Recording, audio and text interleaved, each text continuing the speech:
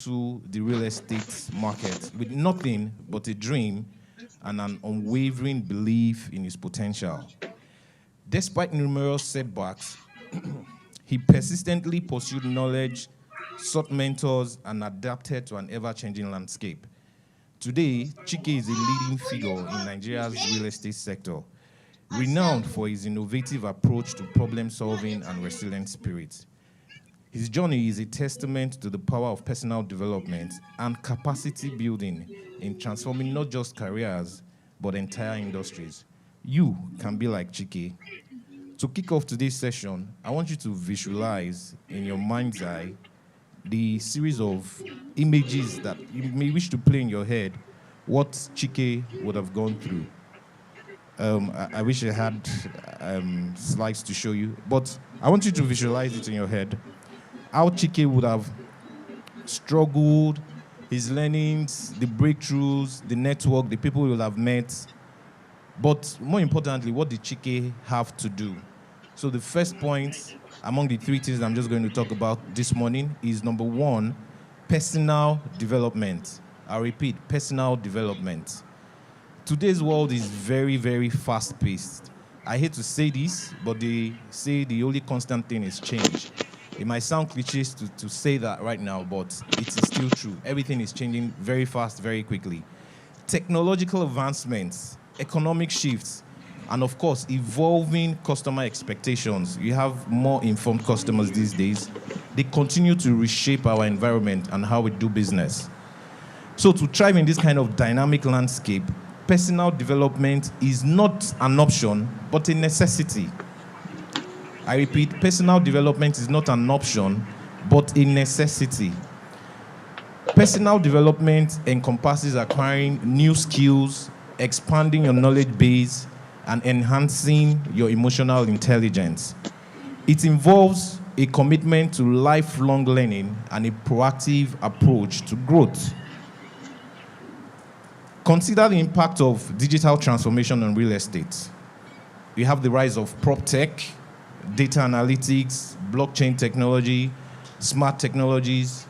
All these things are there these days that we didn't have 10 years ago. For example, do you know that in the developed side of the world, something I personally experienced last year in Singapore, you can go for a viewing. They call it viewing. You know, we call it inspection or something. To check an apartment you want to buy or rent or lease by staying in your house. You just wear a VR headset, and then the other person is there. Something called augmented reality or mixed reality, mix of augmented reality and virtual reality. And you are doing the inspection, seeing everything you want to see without leaving your house. So a lot of things are evolving these days, and that is why we need to catch up with this new knowledge that is available. To leverage these innovations effectively, we must continue to upgrade our skills and knowledge. And also, we need to invest in, like I mentioned, personal development. If you do this, it contributes to your personal advancement, or it helps leaders shape their organizations in the right direction. And with confidence, it helps them to make informed decisions and helps them to stay ahead of the competition. So personal development, this is on you as an individual, irrespective of your industry. The next thing I want to talk about, number 2 point, is capacity building for sustainable growth. Capacity building for sustainable growth. This is about enhancing our capabilities to achieve sustainable growth, something that can really, really last, and you can do on and continue to impact lives in different ways. It involves developing skills and competencies of our teams. So this may be on the management, most likely.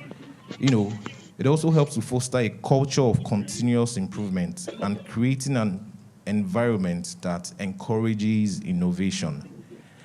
As leaders, it's our responsibility to empower our teams with the tools and resources that they need to succeed. So one way to achieve this is through mentorship and coaching programs. There's a Yoruba proverb, permit me to use it. I won't say it in Yoruba, but I'll try and say the meaning. They say a kid may have more clothes than an old person, but the kid could never have used up as much rags as the old person. So if a kid has 100 shirts in his wardrobe, 100, and you have an adult, maybe a 50-year-old man, at that point in time has just 10 in his wardrobe. In the lifetime of that adult, he may have used up 1,000 rags that the kid has never even acquired. So that is a lesson in experience. It is very important to look at the people who have gone ahead before you, who have achieved the things you want to achieve, and let them show you the way. As they say in our local parlance, follow who? So in every industry, there's that person who knows road. Try and follow them. These were the things that maybe 15, 20 years ago was not taken very seriously, mentorship and coaching. Right now, it should be part of everybody's career. Even people who are MDs have mentors. You heard the MD when he said he has an industry egbon that is showing him the way. That's his industry egbon, may even have another egbon that is also showing him the way. And that is just what life's about. You can't do it alone. And for the management, it also helps if you can help to, look for ways to coach and mentor your people. Even right within an organization, you can have mentors. You can have somebody who is in mid-management, senior management, being a mentor to, people who are just coming in. So even when those ones leave the organization, there's still that mentorship approach. It really helps and it does wonders. So when we share experiences and knowledge, we can guide the next generation of real estate professionals, ensuring that they are well equipped to navigate the challenges and opportunities of the future. Additionally, investing in training and development programs can significantly enhance the skills and productivity of our workforce. But when your firm doesn't do this, if they don't take capacity building seriously or they are not doing it as often as they should come, what do you do? As an individual, your guess is as good as mine. You have to take it up by yourself. Last point I want to talk about today is, I just had to throw this in, I don't know why, because maybe the headline, Money Matters, just entered my head. Is there a difference between money and capital? At this point, I don't mind if somebody takes up the mic and, give. MC, please, can you just roll the mic? Does anybody want to, let's just make it a bit more interactive. Is there a difference? There's somebody there raising his hand at the back. Okay. Difference between money and capital. And then we'll come to him in front too. Then we'll continue. All right, okay. Well, personally, I think money is actual legal tender. You have dollars, you have naira, you have pounds, and all those things. But capital is something you can convert to money. Something like intellectual capital, social capital, and then financial capital. This is my own contribution. Fantastic, thank you. One more in front here. Return this thing to education. To me, money is something that you can use to exchange goods or service. While capital, when we talk about capital, you are thinking about something you can use for investment. Thank you. Fantastic. Okay, let's keep it at that. Both answers are correct. I just want us to pay more attention today to the difference between the two and how one can help the other more importantly. So we've talked about personal development and capacity building. Now let's look at that just to elaborate on the correct answers that has been given already. Let's look at that distinction again between capital and money. Usually these terms are used interchangeably, but they actually represent different concepts, and they can significantly impact our decision making. So once again, capital refers to the resources that generate value over time. Resources that generate value over time. It may include physical assets like your property. In accounting, they call it property, plants, and equipment. So this building now is capital. It can generate value over time for the owner. To use this building today, we may have to have hired it, pay some kind of rental or stuff on it. It generates value over time. Now, more importantly to the first definition, which is why I want everybody to pay particular attention to, is human capital and social capital. Please, I want to beg you people, don't play with it. In this Nigeria of today, you may not go far without it, either as an organization or even as an individual. Social capital, human capital. and how sometimes those things can translate or even mean more than money. They may mean more than money. Ask the politicians, they will tell you. If it was about money, most of them would not be there. They are rich already. In fact, people get rich before they go into politics, yeah? Most times. So, capital, again, is the foundation of long-term growth and sustainability. It requires strategic investment and careful management to yield returns. Now, money, on the other hand, like the next beautiful explanation, is just a medium of exchange or sometimes a store of value, and also helps to facilitate transactions. It is liquid, easily transferable, and is essential for day-to-day operations. Now, while money is necessary for short-term needs, it doesn't inherently create value. Do you agree or disagree? While money is necessary for short-term needs, it does not in itself create value. Just think about that. Most times it serves as a tool to acquire or develop capital. So the story today is I want you to think capital over money, either as a business or as an individual. Now let me elaborate on that. But before that, I should also speak to most of us here as sales agents, sales consultants. You need to follow the money. While following the money, you need to build capital.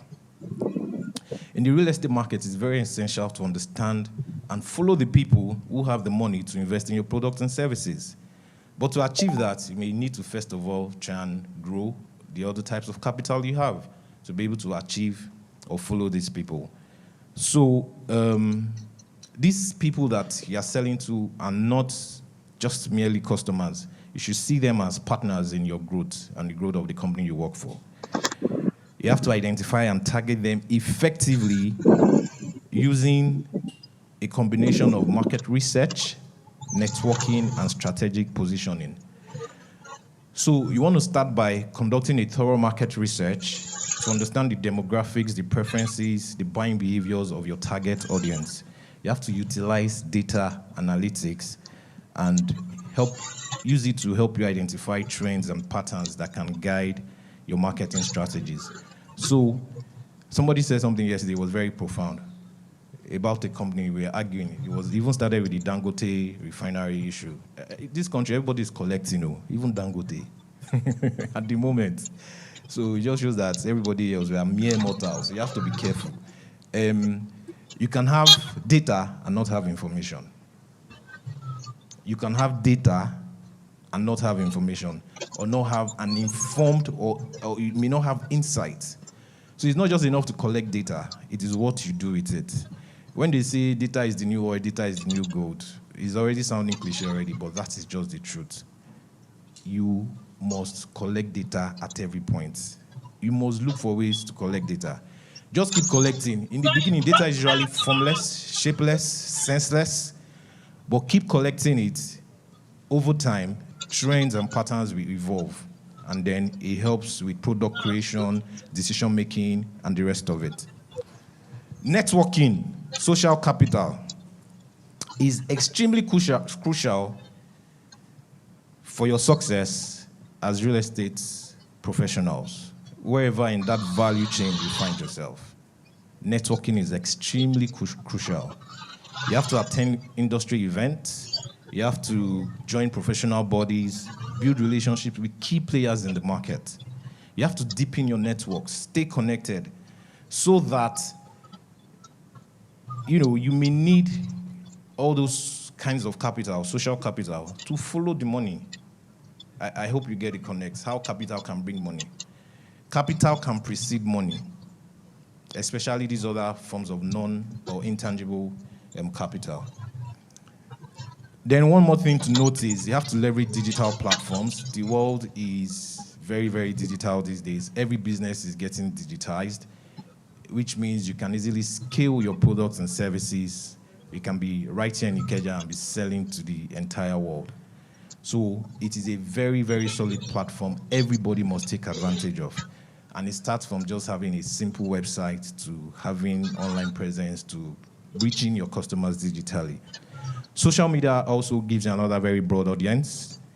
So you have to create engaging content that showcases your expertise. engaging content that highlights your unique value propositions, engaging content that builds trust with your potential investors.